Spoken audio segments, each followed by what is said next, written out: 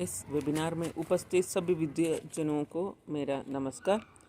मैं रेखा पी मेनन श्री भगवान महावीर जैन कॉलेज की हिंदी प्राध्यापिका हूँ। मेरा आज का विषय है वर्तमान महामारी के परिदृश्य में हिंदी साहित्य। चीन से निकले कोरोना आज पूरे विश्व में फैल गया है। लोग दम तोड़ रहे हैं, संक्रमित होने वालों की संख्या बढ़ती जा रही है। वैश्विक महामारियां हमेशा अपने समय और भविष्य को प्रभावित करती आई हैं। साहित्य इससे अछूता नहीं है। ये साहित्य समय की विसंगतियों और सामाजिक द्वंद्वों को ही नहीं बल्कि महामारियों की भयावहताओं को भी चित्रित किया है।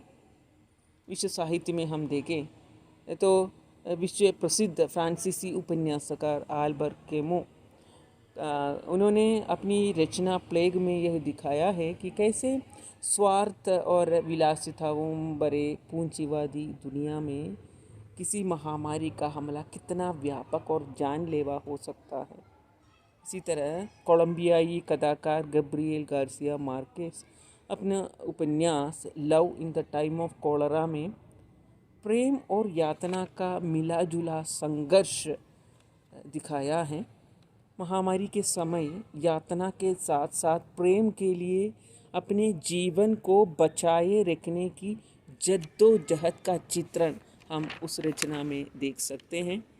हम भारतीय साहित्य के बारे में देखें तो टैगोर अपनी रचना काव्य रचना पुरातन भृत्य उसमें एक ऐसे व्यक्ति की कहानी सुनाई है जो अपने मालिक के देखभाल करते हुए चेचक के चपेट में आ जाता है।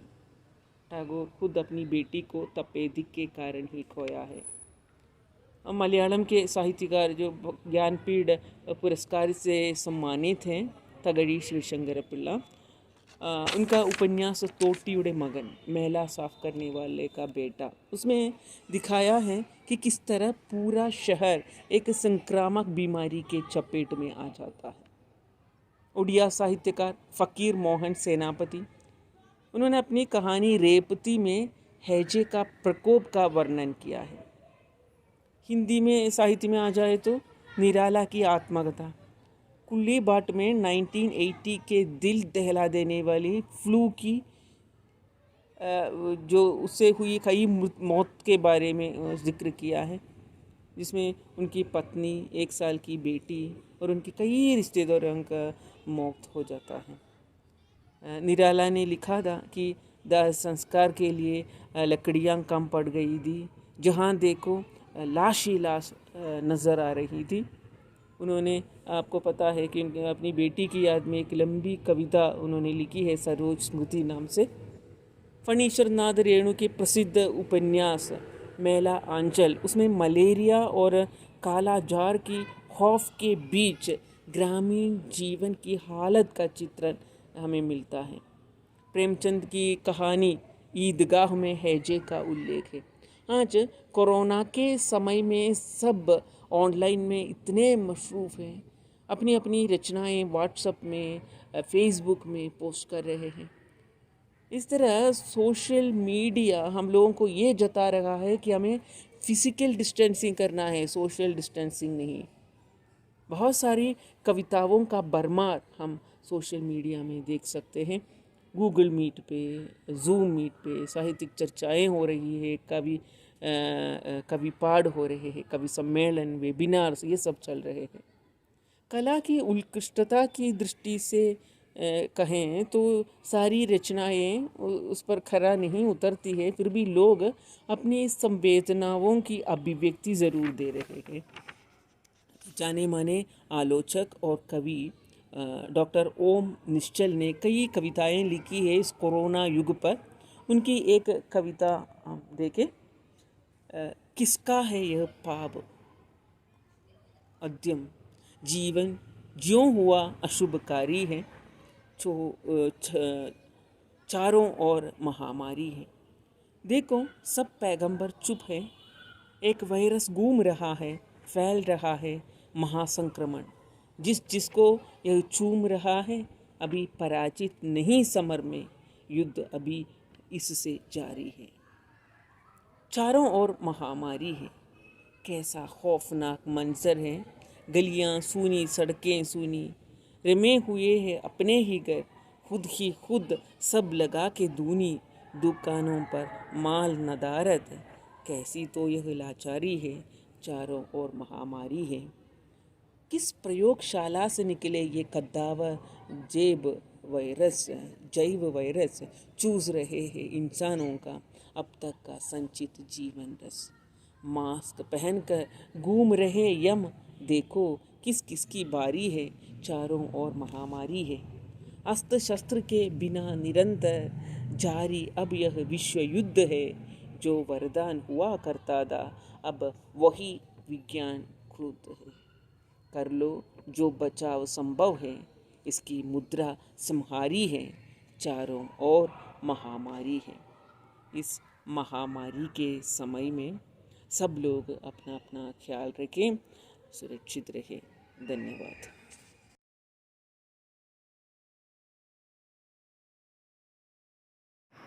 आदरणीय सबको मेरा नमस्कार। मैं Radhika, assistant professor of Adichunchanagiri institute of business management, Chikmagaluru, Karnataka से बात कर रही हूँ। मैं आज हमारे जो हिंदी साहित्य में हुई बदलाव के बारे में दो चंद बातें करना चाहती हूँ। इस कोरोना वायरस की जो परिस्थिति में हम सामाजिक जो कार्य में अपने आप को लीन करने के लिए मुश्किल हो रहा है। हमें घर में ही बैठकर हमारा काम करना पड़ रहा है, तो इसलिए हमारी ध्यान साहित्य की ओर बहुत मुड़ रहा है। हमने घर में बैठ के टाइम पास के लिए पढ़ने की जो आदत बढ़ा रहे हैं, इसके सहायक के रूप में हमारे जो भारत के ई लाइब्रेरी के द्वारा हम अनेक किताबों को पढ़कर हमारी जो ज्ञान वृद्धि कर सकते हैं। इसके अलावा ministry of human resource development से साहित्य से संबंधित कुछ किताबें अपलोड हो रहा है, नेट में अपलोड हो रहा है। इससे हम इसके वीडियो भी, साहित्य के अनेक ग्रंथों के वीडियो भी देख सकते हैं और किताब भी पढ़ सकते हैं। इससे हमारी जो साहित्य की जो आसक्ति बढ़ा सकते हैं। और आजकल के हमारी जो युवक अपनी ध्यान साहित्य की ओर दे रहे हैं, क्योंकि वो घर में बैठ के टाइम पास के लिए छोटी छोटी कविताएं लिखना और छोटी छोटी कहानियां लिखने की जो आदत बढ़ा रहे हैं। जो लिखे हुए कहानी और कविताओं को उन्होंने FB में अपलोड कर रहे हैं। इससे हमें पता चलता है कि हमारे जो युवक की ध्यान साहित्य की ओर मुड़ रहा है।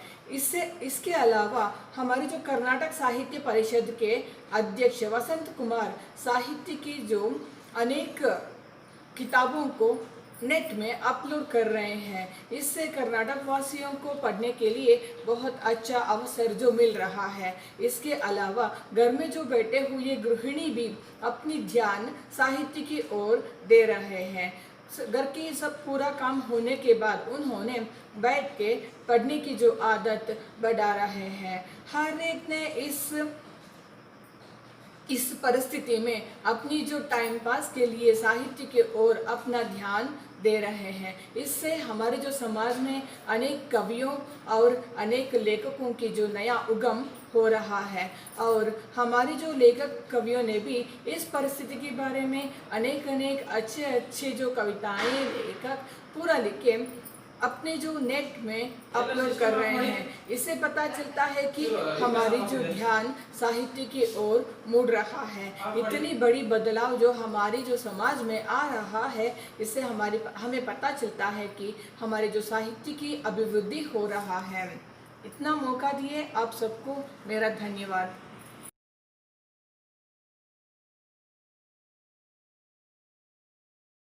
मैं डॉक्टर सरिता सिन्हा, सहायक प्राचार्य हिंदी, जगत नारायण लाल कॉलेज, खगौल, पटना, बिहार से। मेरे प्रपत्र का विषय है 21वीं सदी का पेड़ नामक कहानी में प्रकृति और मानव के बीच अंतर संबंध। मृदुला गर्ग द्वारा रचित कहानी 21वीं सदी का पेड़ पर्यावरण संकट को लेकर लिखी गई कहानी है, जिसमें प्रकृति की उदारता और इंसानी अनुदारता नजर आती है। लेखिका कहती है, पेड़ों की उम्र चाहे कितनी भी हो, वह अपना काम करना नहीं भूलता। पत्तियां झाड़कर मिट्टी को उर्वर बनाना, नमी फैलाना, फल फूल खिलाना, बीज बनाकर नए पौधों को अंकुरित करना, पत्ते टहनियों में हवा फंसाकर संगीत पैदा करना, लेकिन हम मानव इस प्रकृति को अपने लाभ के लिए तरह तरह से इस्तेमाल कर उसे तहस नहस किए जा रहे हैं। प्रकृति भूमि को उर्वर बना रही है और हम कूड़ा करकट फैला रहे हैं। लेखिका बतलाना चाहती हैं कि प्रकृति और पेड़ मानव जीवन की ही तरह है। मानव पेड़ों को काटकर प्रकृति के चक्र को अवरुद्ध कर रहा है। आज यही बदला प्रकृति हमसे ले रही है। बाढ़, सूखा, भूस्खलन और कोरोना आदि से प्रभावित मानव स्वार्थपरता की अंधी दौड़ में अपना भविष्य नहीं देख पा रहा है। लेखिका कहती हैं, जैसे जैसे पेड़ मारे जाते हैं, रास्ता सड़क बनता गया, फिर हाईवे और फ्लाईओवर बने और पेड़ हाशिए पर खड़े दिखाई देने लगे। परिणाम यह हुआ कि आज इंसान तरह तरह की बीमारी से घिरता चला जा रहा है। मनुष्य अपने प्रभाव को, अपनी शक्तियों को प्रकृति पर प्रदर्शित कर रहा है। आज का मानव भौतिकवादी हो गया है, परिणाम स्वरूप भीड़ में भी अकेला है। लेखिका कहती हैं, जैसे जैसे सड़कों को चौड़ा करने की प्रक्रिया तेज हुई, इमारतें ऊंची होती गई, वक्त गुजरता गया, एक नई शय हवा में घुलने लगी, अनचिन्ही सी भूख, अकेलेपन की। जंगल कटने लगे, पार्क बनने लगे। पहले इंसान पेड़ों के नीचे टहलते थे और आज दौड़ते हैं पार्क में फिटनेस के लिए, यानी मशीन पर निर्भर है। आज मानव पर्यावरण के प्रति सचेत हो, इसकी बहुत ज़रूरत है, क्योंकि पृथ्वी पर ऑक्सीजन कम होने लगे और ऐसा लगता है जैसे मृत पेड़ ने शाप दिया हो पृथ्वी और उस पर रहने वाले मानव को। जल जीवन हरियाली के मुहिम के माध्यम से आज हम प्रकृति को बचाने की बात कह रहे हैं और यूं खुले में थूकने पर भी रोक लगने लगी है। ऐसा लगता है जैसे कत्ल हुए लापता पेड़ों ने जो शमशानी वीराना छोड़ा था, उसमें पुष्पित शोर के बीच उठते नारे मानव के कानों में पड़ने लगे, पेड़ लगाओ, पर्यावरण बचाओ। बहुत बहुत धन्यवाद।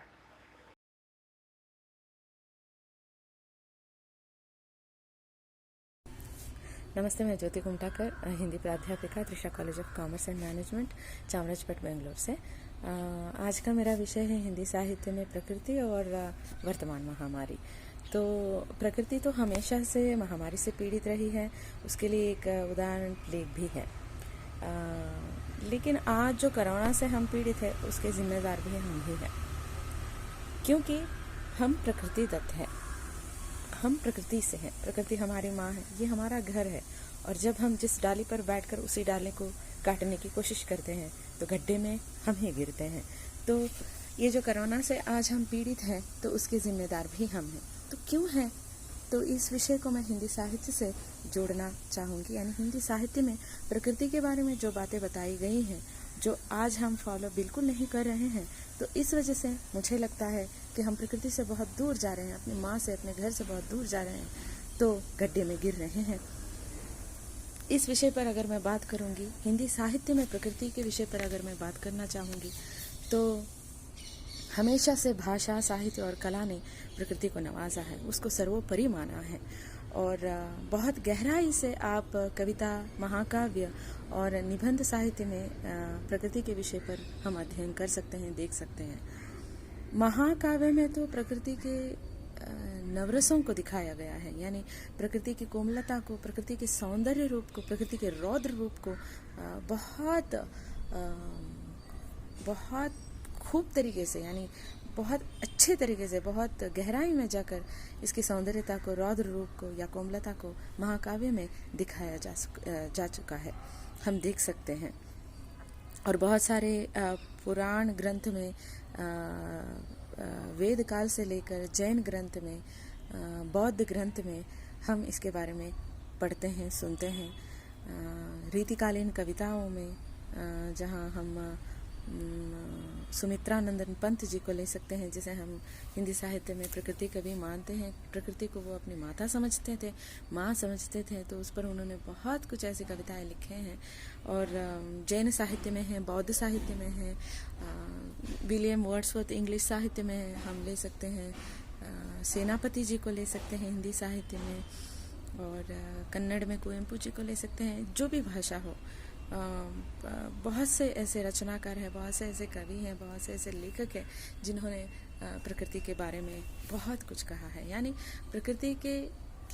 प्रकृति से अलग होकर मानव अपनी ज़िंदगी नहीं बिता सकता। बहुत सारे ऐसे ग्रह हैं जहाँ पे हम जा तो पा रहे हैं, लेकिन हम वहाँ जाकर अपनी ज़िंदगी व्यतीत नहीं कर सकते, क्योंकि हम प्रकृतिदत्त हैं। प्रकृति, जैसे जैन और बौद्ध ग्रंथ में, वैदिक ग्रंथ में कहा गया है, प्रकृति और हम मनुष्य 5 तत्वों से बने हैं। तो प्रकृति ऑटोमेटिकली हमारी माँ है और हम उनके संतान हैं। तो प्रकृति से हम अलग जब जाएंगे, उसके खिलाफ जो भी हम कदम उठाएंगे, अन्याय करेंगे, अपराध करेंगे, तो उसके शिक्षा के तौर पर हमें ये जो महामारी की सामना आजकल करनी पड़ रही है, तो उसी का एक नतीजा है, मैं यहाँ पे कहना चाह रही हूँ। साहित्य में प्रकृति को जब दर्शाया जाता है, दर्शाया गया है, वहाँ पे जल, फूल, भंवरे, किरणें, लहरें, हवा, सब एक मनुष्य की तरह, यानी रूप अलंकार में, एक रूप अलंकार में वो आते हैं और बताते हैं हमसे कि हमारे अंदर भी जीव है, यानी हम भी लाइव है, हम भी जिंदा है, हमें जीने दो, हमें क्यों प्रदूषित करते हो। प्रकृति कहती है हम तुम्हें फूल, फल और ताज़ी हवा देते हैं, छाया देते हैं, लेकिन फिर भी आप हमें काट देते हो, है ना। मनुष्य जितना भी आधुनिकीकरण की तरफ आगे बढ़ता जा रहा है, उतने ही मैंने पहले ही कहा कि वो जिस पेड़ के डाली पर बैठा है, उसी पेड़ की डाली को काटने की कोशिश कर रहा है, तो वही वो कर रहा है। आधुनिकता की तरफ वो जैसे जैसे बढ़ता जा रहा है, वो कहता है हर चीज़ को वो एक अचीवमेंट कह रहा है, हर चीज़ को। इससे प्लास्टिक इसके लिए एक उदाहरण है, ग्लास आइटम्स इसके लिए उदाहरण है। जो भी हम कर रहे हैं वो हमारे लिए एक अचीवमेंट है। ये जो मेट्रो ट्रेन है वो काफ़ी नहीं है हमारे लिए, हमें बुलेट ट्रेन चाहिए, हमें इंडिविजुअल एक एरोप्लेन चाहिए जहाँ ट्रैफिक की झंझट ना हो, जिस तरह हम जा सके जहाँ पे भी हम जाना चाहते हैं। तो ये जो आधुनिक मनुष्य है, इतना उसका दिमाग इतना उथल पुथल हो चुका है कि जो भी वो कर रहा है, विनाशकारी जो भी वो कार्य कर रहा है, उसका वो खुद ये कह रहा है कि बस वो एक अचीवमेंट कर रहा है, यानी प्रकृति से बहुत दूर जा रहा है। प्रकृति की वो जो भी अचीवमेंट कर रहा है वो प्रकृति के विनाश में ही है ना। जितना भी वो काम कर रहा है उतना ही रोग बढ़ रहा है। इसके सारे उदाहरण हमारे हिंदी साहित्य में हैं, निबंध साहित्य में है, महाकाव्य में है और कविता में भी है। तो मैं बस अंत में यही कहना चाहती हूँ कि हमारे पाठ्यक्रम में भी बहुत सारे ऐसे पाठ और कविताएं हैं जो हरिवंश राय बच्चन जी का मेरा बचपन, गंगा मैया से साक्षात्कार और एक वृक्ष की हत्या कविता में भी कवि कहते हैं कि वृक्ष काटे जा रहे हैं। आज एक वृक्ष काटा गया है, कल पूरा जो जंगल है उसे ही हम काट देंगे। तो इस तरह गंगा मैया से साक्षात्कार में भी कवि जब पूछते हैं कि ये प्रदूषण कैसे रोक सकते हैं, हम मानव को हम कैसे समझा सकते हैं, ये सारी चीज़ जो है उसे कैसे ठीक कर सकते हैं, तो प्रकृति कहती है कि प्रकृति सर्वशक्तिमान है। वो जानती है कि पतन की पराकाष्ठा का जब हद हो जाता है तो फिर से पुनरुत्थान वो कैसे करेगी, वो खुद जानती है। वो धो देगी एक बार और फिर से वो पुनरुत्थान करेगी। तो हिंदी साहित्य ने हमेशा से प्रकृति को नवाजा है, प्रकृति की सर्वश्रेष्ठता को दर्शाया है और ये भी मार्गदर्शन दिया है कि प्रकृति के विरुद्ध हम कोई काम न करें और प्रकृति से दूर जाकर हम अपनी ज़िंदगी को बहुत खुशहाल ज़िंदगी बिता भी नहीं सकते। तो बस इतना मैं यहाँ पे कहना चाहती थी। नमस्कार।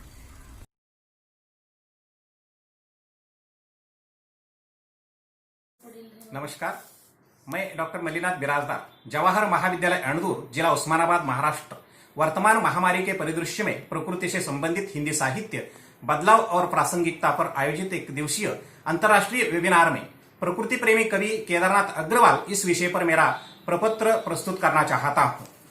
देश मिट्टी हवा पानी से बना है, देश पुरखों के कहानी से बना है, खून और पसीने से धरती को सींचने वाले मजदूर किसानों के श्रम से बना है।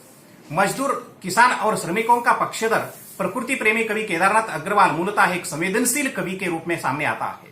मजदूर, किसान, प्रकृति और आम आदमी के प्रति उनके मन में अपनत्व की भावना है।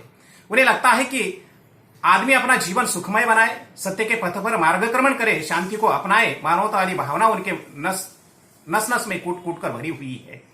लोक आलोक, युग की गंगा आदि कविता संग्रहों में चित्रित किसान से किसानों का गाना, जुताई का गाना आदि कविताओं को देखने के बाद ऐसा लगता है कि मजदूर किसानों के प्रति कवि केदारनाथ की भावना उदार दिखाई देती है। किसानों का प्रेरणा देने वाला, उनमें उम्मीद जगाने वाला लगता है। किसानों से कविता में कवि किसान से कहता है, जल्दी जल्दी हाक किसनवा, बैलों को हुरियाए जा, युग की पैनी लौह कुशी को भूमि में गड़ाए जा। भारत कृषि प्रधान देश है, वास्तविक गांव में वसा है। किसान देश का रीढ़ है, जो हल चलाता है, पसीना बहाता है, उन्नत अन्न उपजाता है और सभी को अन्न देता है। वास्तव में वह सभी का अन्नदाता है। इसलिए कवि किसान को जल्दी जल्दी बैलों को हाँक कर युग की पैनी लोक कुशी को भूमि में गड़ाने की सलाह देता है। इतिहास हमें बतलाता है कि जो राष्ट्र अपनी प्रकृति के प्रति उदासीन हो जाता है, उसकी जीवन शक्ति क्षीण हो जाती है। विश्व के प्रसिद्ध दार्शनिक सुकरात के अनुसार जब खेती फलती फूलती है तब धंधे पनपते हैं, किंतु जब भूमि को बंजर छोड़ देना पड़ता है तब धंधे शीघ्र नष्ट हो जाते हैं। किसान खेती में मेहनत करता है, पसीना बहाता है, फिर भी 2 जून रोटी उसे प्राप्त नहीं होती। इसलिए कवि को लगता है कि हमारे पुरखों ने जो श्रम किया है उसे याद करते हुए उनके हड्डी रूपी हल को आगे बढ़ाने के लिए प्रोत्साहित करता है। पुरखों के हड्डी के हल को आगे बढ़ाए जा, वैभव के खूने सुने खेतों की छाती चीर दिखाए जा। खेतों की छाती पर चीर कर यानी कड़ी मेहनत के बल पर किसान को जीवन से जूझने की सलाह देता है, क्योंकि खेती हमारे जीवन का सबसे महत्वपूर्ण अंग है। खेती संपूर्ण अर्थव्यवस्था को प्राण वायु देता है। कवि यहां किसान का एक सच्चा साथी के रूप में दिखाई देता है। कविता को सरिता के रूप में जनता तक पहुंचने वाला मानवतावादी कवि केदार ने अपनी कविता के संबंध में स्वयं कहा है, कविताएं न मैंने पाई न चुराई, इसे मैंने जीवन जोत कर किसान की तरह बोया और काटा है। ये मेरी अपनी मुझे प्राण से अधिक प्यारी है, किंतु मैंने इस कपाट और कोठी की बंदिनी बनाकर नहीं रखता। मैंने कविता को सरिता के रूप में जनता तक पहुंचाया है। आगे आने वाली पीढ़ी या किसान के संतति की चिंता कवि केदार को है। इसलिए कवि किसान से कहता है, बीजों के धारण करने की पूरी साध जगाए जा, आगामी संतति के हित में कूड़ी की राह बनाए जा। किसान और मजदूर दोनों श्रमजीवी है। दोनों के सहयोग से गांव की मिट्टी अन्न उगलाती है। कवि को लगता है कि किसान और मजदूर दोनों श्रमजीवियों का जीवन हरा भरा हो, सफल हो, इसलिए उन्हें जागरूक रखकर, पुरखों के कदम पर कदम रखकर आगे आने वाली संतति के हित में एक सफल राह बनानी है। कवि केदार की कविता में किसान की वाणी, मजदूर की वाणी, जनजीवन की वाणी है। कवि किसान को अपना प्यारा खून पसीना 100 बार बहाकर आजादी की तरह तड़पन को बार बार जागरूक रखना चाहता है। कवि दुनिया के जर्जर ढांचे को जलाने के लिए कुटिया की चिंगारी को प्रयोग में लाना चाहता है। उसे ज्ञात है कि श्रम या कर्मरूपी चिंगारी ही सफल हो सकती है। इसलिए वह किसान से कहता है, अपनी कुरिया की चिंगारी से सब में आग लगाए जा, जर्जर दुनिया के ढांचे को भव भव आज जलाए जा। कवि शोषण की प्रत्येक प्रथा का उन्मूलन चाहता है। शोषण रूपी गहन अंधकार मिटाकर धरती पर नया उजाला बरसाना चाहता है। मेहनत मजदूरी करने वाले ऋणग्रस्त बेघर वालों के लिए कवि गांव और नगर में लाख लाख घर बसाना चाहता है। गांव नगर बेघर वालों के लाख लाख बसाए जा। मेहनत वालों के रहने को ऊंचे गेह उठाए जा। कवि केदारनाथ अग्रवाल की कविताएं देश के मेहनत मजदूरी करने वाले लोगों की आत्मा की पुकार है। मजदूर किसानों का हित चाहने वाला, प्रेरणा देने वाला व्यक्तित्व कवि केदार का है। किसान देश की रीढ़ है। किसान के सामने अनेक समस्याएं हैं। कवि किसान को ऊपर उठाने, उसे सहारा देने, उसमें आत्मविश्वास की भावना निर्माण करने की बात करता है। इसलिए वह कहता है, हल हंसिया और हथौड़ा का परचम लहराए जा, अब अपनी सरकार बनाकर जीवन में मुस्काए जा। कवि केदार धरती का कवि है। किसानों का गाना कविता में वह कहता है, कड़ी मेहनत से खून पसीना बहाकर बंजर भूमि को वो तोड़ने वाला किसान यहां दिखाई देता है। हमारे हाथ में हल है, हमारे हाथ में बल है कि हम बंजर को तोड़ेंगे, बिना तोड़े न छोड़ेंगे। युग की निद्रा खोकर खूनी अंगारे बरसने वाला कवि केदारनाथ अपना विचार प्रकट करना चाहता है। धन्यवाद।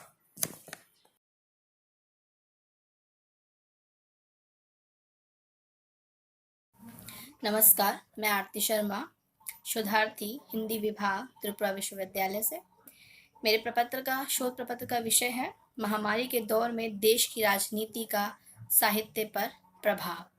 जैसा कि हम सभी जान रहे हैं कि आज के जो दौर है वो कोविड-19 एक ऐसी महामारी का दौर है जो एकदम से फैल रही है और फैल भी ऐसे रही है जिसमें भारत को एक केंद्र में बनाया गया है कि भारत कब अपने देश के जो हथियार हैं या ये कहें कि हम धार्मिकता में इतना विश्वास करते हैं कि हमारे पास पहले से ही सब कुछ पर्याप्त मात्रा में होता है, तो वो एक जो नज़र हमारे विश्व ने भारत पे लगा रखी है उसका अभी तक कोई सकारात्मक परिणाम हमारे पास नहीं देखने को मिला है, जबकि हमारे पास उसके नकारात्मक परिणाम ही आए हैं।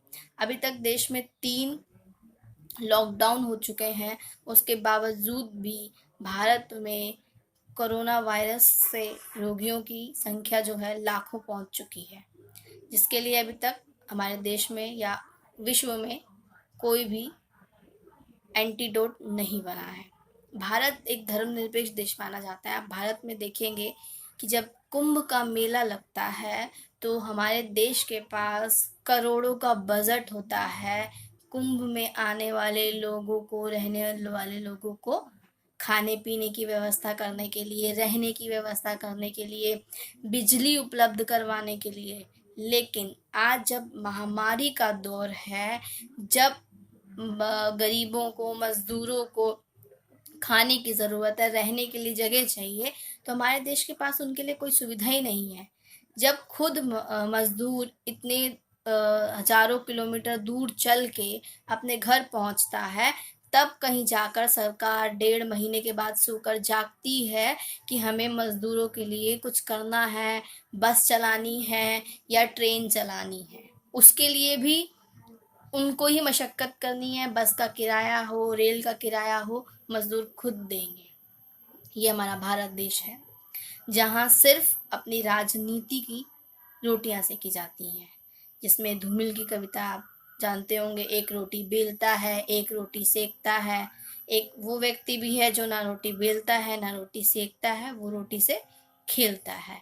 तो हमारे देश की आज राजनीति वही बनी हुई है कि सब अपनी अपनी रोटियां ही सेकने में लगे हुए हैं।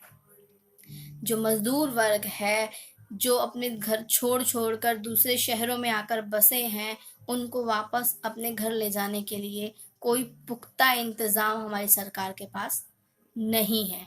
अब बाहर से आने वाले जो विदेशों में रह रहे लोग हैं, उनके लिए आप व्यवस्था कर सकते हैं, उनके लिए आप एरोप्लेन, हवाई जहाज़ की व्यवस्था कर सकते हैं। क्यों? क्योंकि वो पैसे वाले हैं, सिर्फ इसलिए। लेकिन जो गरीब है, जो आपकी ज़रूरत है, जैसा कि हमारे कर्नाटक के जो सीएम है, उन्होंने कहा कि अगर मजदूर चले जाएंगे तो हमारी फैक्ट्रियों में काम कौन करेगा। आप ये देखिए कि वो मजदूर आपके लिए काम करते हैं, पर जब उनकी ज़रूरत आती है तो आप उनके लिए काम नहीं करते हैं। ये हमारे देश के हालात हैं। अभी हाल ही की जो घटना है कि जो रेल चलाई गई, उसमें एक मजदूर महिला भी आती हैं और वो पहुंचते ही मर जाती हैं, और उसका जो बच्चा है वो अपनी मरी हुई माँ को उठा रहा है। तो ये एकदम संवेदनशील एक मुद्दा है कि मतलब आप देखिए कि मजदूर कोसों दूर पैदल चल कर आ रहे हैं और आप आत्मनिर्भर होने की बात करते हैं। कितना आत्मनिर्भर आप बनाना चाहते हैं? जो एसीओ में बैठे हैं उनको आप आत्मनिर्भर बनाना चाहते हैं, या जो आज भी सड़कों पर चल रहे हैं, खुद से अपनी मेहनत से कोसों दूर तक आ रहे हैं, उनको आप आत्मनिर्भर बनाना चाहते हैं? मैं अपना व्याख्यान यही समाप्त करती हूँ। धन्यवाद।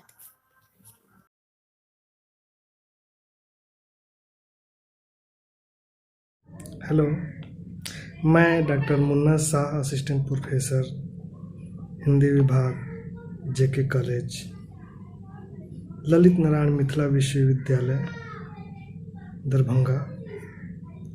वेबिनार के लिए आलेख का विषय है साहित्य, समाज और प्रकृति पर वर्तमान महामारी का प्रभाव। साहित्य, समाज और प्रकृति का एक दूसरे के साथ गहरा संबंध है। साहित्य के संदर्भ में देखा जाए तो तत्कालीन परिवेश में जितनी भी रचनाएं की जा रही हैं उसमें महामारी प्रसंगवश आता ही है।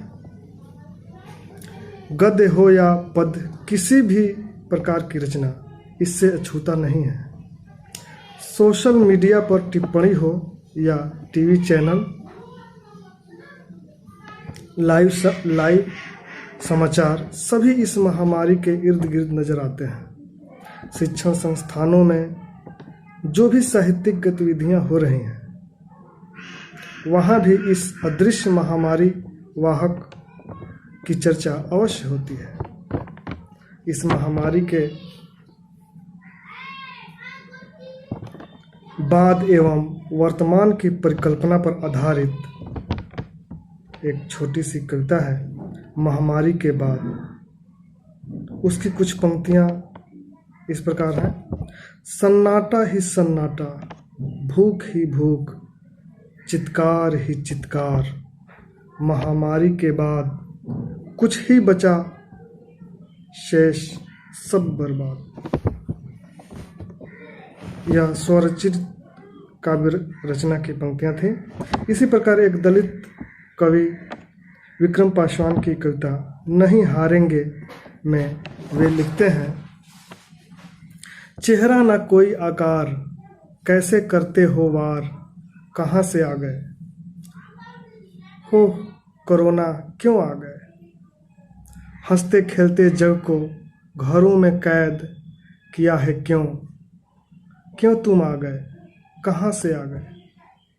साहित्य का संसार व्यापक है। जो कल तक कंठ और कागज तक सीमित था, उसकी व्याप्ति आज मोबाइल संस्कृति के माध्यम से डिजिटल रूप में परिवर्तित हो रहा है। तत्कालीन परिस्थितियां साहित्यकारों को भी इलेक्ट्रॉनिक यंत्र संचालित करने की तकनीक सीखने के लिए बाध्य कर रही हैं, जो इस समय का सबसे बड़ा साहित्यिक परिवर्तन या बदलाव कह सकते हैं। डिजिटल दुनिया में साहित्य की परिधि का विस्तार हुआ है, बिल्कुल हुआ है। इस साहित्यिक विकास और परिवर्तन की प्रासंगिकता का श्रेय महामारी को जाता है। कहीं विकास तो कहीं विनाश। इस महामारी ने समाज को कई स्तर तक विखंडित किया है। सामाजिक स्तर पर जहां नुकसान, तो वहीं प्राकृतिक स्तर पर लाभ हुआ है। वायु प्रदूषण कुछ हद तक शुद्ध हुआ है। भारतीय समाज अनेक वर्गों में विभाजित है, जिनमें इस महामारी से सर्वाधिक प्रभाव कामगार मजदूरों पर पड़ा है। उनमें भी प्रवासी मजदूरों की स्थिति मार्मिकता की सीमा लांघ चुकी है। निवास, भोजन एवं स्वास्थ्य सुविधाएं इनकी पहुंच से बहुत दूर हो गई। भूख से मरने की स्थिति बन गई। वहीं प्रकृति का वह रूप सामने आने लगा जिसके लिए सरकारें करोड़ों रुपए खर्च करने के बाद भी लाने में असमर्थ रही हैं।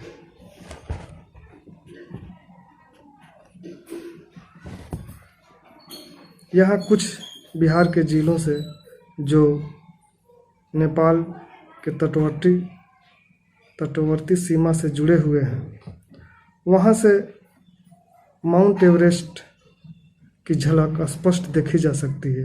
यह प्रकृति की शुद्धता ही है, जो गाड़ियों, बहुत सारे फैक्ट्रियों से निकलने वाले धुओं से जो पॉल्यूशन होता था, वह बहुत हद तक साफ हुआ है।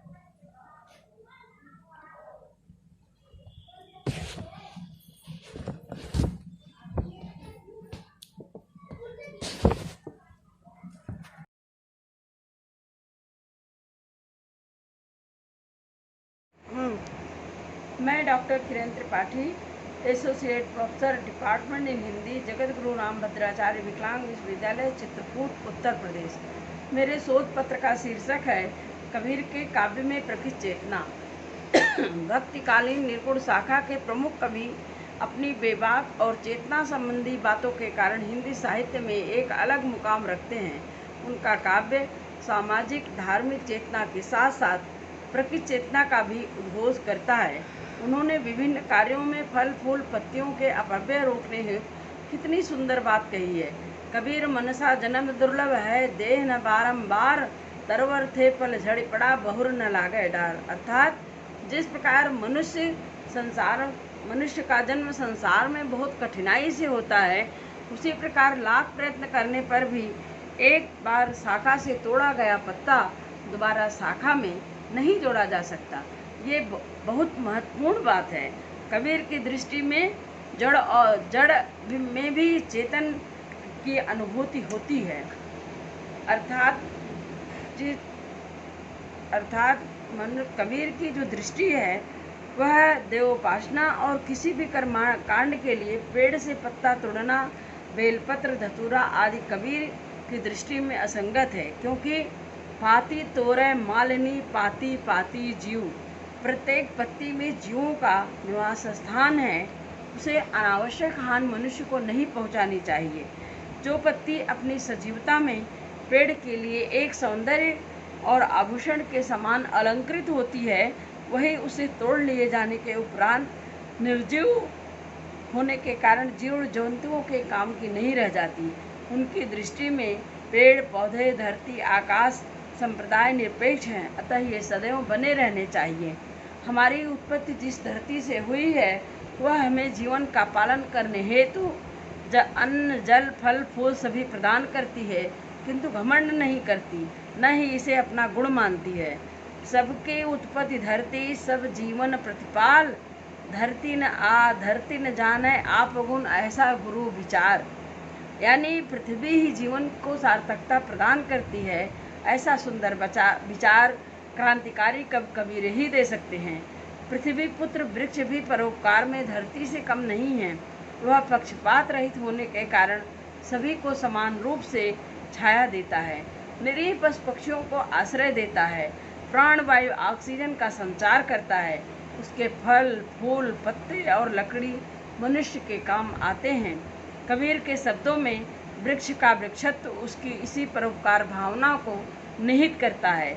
तरुवर फल नहीं खात है, नदी न संचय नीर, परमारथ के कारण साधु न धरा शरीर।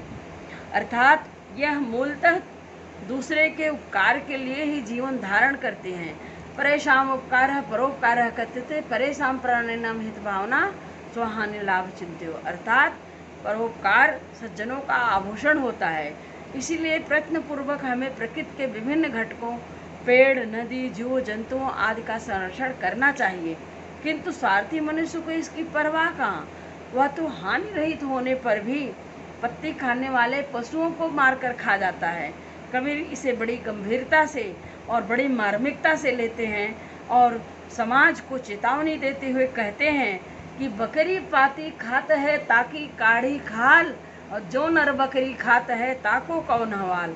अर्थात यह पेड़ पौधे और जीव जगत के संरक्षण को धार्मिकता से जोड़कर मनुष्य को प्रकृति की गोद में सहजता और सादगी से जीवन जीने की ओर प्रेरित करने वाले प्रतीत होते हैं। यहाँ तक कि दैनिक जीवन में आने वाली व्यवहारिक कठिनाइयों का समाधान भी वे प्रकृति के आश्रय में खोजते दिखाई पड़ते हैं।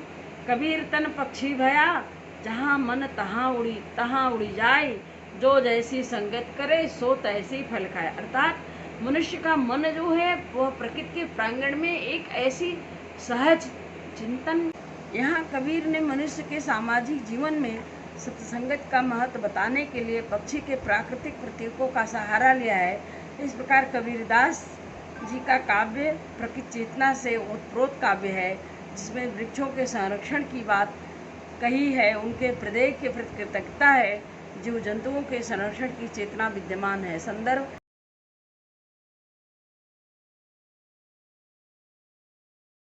नमस्कार, मेरा नाम डॉक्टर मंजूप्री है। मैं अंतर्राष्ट्रीय मुक्त अध्ययन केंद्र शिमला में सहायकाचार्य हिंदी के पद पर कार्यरत हूँ। आज के वेबिनार के अंतर्गत मैं हिंदी काव्य के संदर्भ में वर्तमान महामारी के परिदृश्य को समझाने का प्रयास करूंगी। वर्तमान महामारी के परिदृश्य में प्रकृति से संबंधित हिंदी साहित्य को समझने से पहले हमें प्रकृति, मानव और साहित्य को समझना होगा, क्योंकि प्रकृति है तो मानव है। प्रकृति और मानव के क्रियाकलापों का लिखित वर्णन साहित्य है। प्रकृति और मानव का संबंध उतना ही पुरातन है जितना सृष्टि के विकास का। भारतीय सभ्यता संस्कृति का लंबा दौर प्रकृति की पावन गोद में ही विकसित हुआ है, जिसमें शुद्ध वायु, खुले आकाश, जलधारा के सानिध्य में हमारी चिंतन धारा को अनुप्राणित करने वाले ग्रंथ रचे गए। विश्व के प्राचीनतम ग्रंथ ऋग्वेद में भी हमें प्रकृति चिंतन की सुदृढ़ परंपरा प्राप्त होती है। जैसे उषा की कल्पना एक कुमारी बाला के रूप में करते हुए सूर्य को उसका प्रेमी बताया गया है। आदि कवि वाल्मीकि को काव्य प्रेरणा क्रोंच जोड़े को देखकर मिली। कालिदास का संपूर्ण काव्य प्रकृति की गोद में ही जन्मा है। रामचरितमानस में लक्ष्मण व सीता को वृक्षारोपण करते हुए दिखाना यथा तुलसी तरुवर विविध सुहाए, कहूँ कहूँ सिए कहूँ लखन लगाए। ध्यान से सोचा जाए तो भक्ति काल का यह प्रसंग हमें वर्तमान में भी पौधारोपण करने के लिए प्रेरित करता है, लेकिन जिसे हम भूल रहे हैं।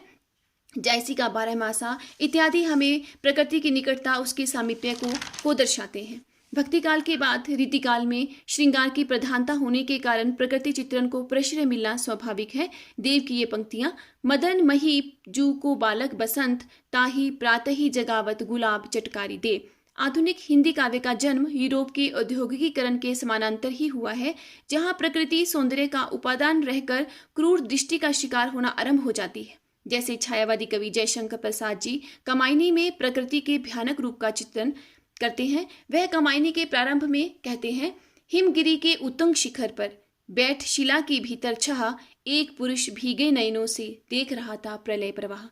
इन पंक्तियों को यदि हम वर्तमान महामारी के संदर्भ में देखें तो यह अत्यंत प्रासंगिक है, क्योंकि इनके माध्यम से प्रसाद जी यह कहना चाहते हैं कि जो भी समाज प्रकृति के साथ खिलवाड़ करता है, वहां प्रकृति ऐसा ही रौद्र रूप दिखाती है जैसा वर्तमान में तूफान, चक्रवात, बारिश का असामान्य होना, पर्वतों का खिसकना, बादलों का फटना इत्यादि प्राकृतिक आपदाएं हो रही हैं।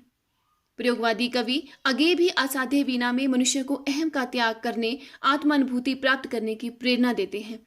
मनुष्य की भोगवादी दृष्टि के कारण उसे अकाल, बाढ़ जैसी भयंकर प्राकृतिक आपदाओं का सामना करना पड़ता है।